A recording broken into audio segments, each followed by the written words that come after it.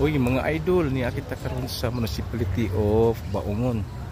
So, karon mga idol, naka suroy ta kay na may lakaw po ang ato ang buhatan. So, side street na sad ni. Pero akong introduce sa inyo ang ilahang munisipyo, no? Ilang gipagapuhan na ron. Nagsugod na sila pagwapo. So, ana sa mga idol,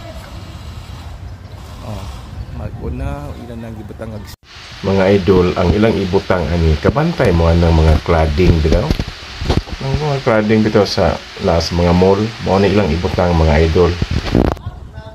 So ana mga lods tanaw na to tsada na ni kaayo pagabalik na pag ilang bagong building may ilang bagong building mga lods diremi adtong murag Ugos wala pa na mga idol karon aptika pasa ana so mga idol, ako lang ipasilip sa inyo kining maong ilahang itrabaho karon sada mga idol, posible pagbalik na to ani dili na ni may hulagway. So abang-abang na lang ta mga idol sa pagbalik ng puhon.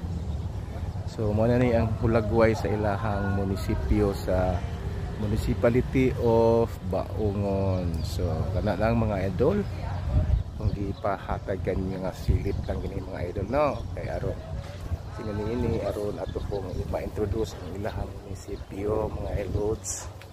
So kana kana gid na amis gikon ang building mga loads. Balikan ako kay mao ni ilahang bag-ong building anak kapaspas ang kontraktor daw sabi sa English. Inon adtong ilahang empleyado diri paspas daw kayo ilang kontraktor ani. So makita nimo kana mga loads.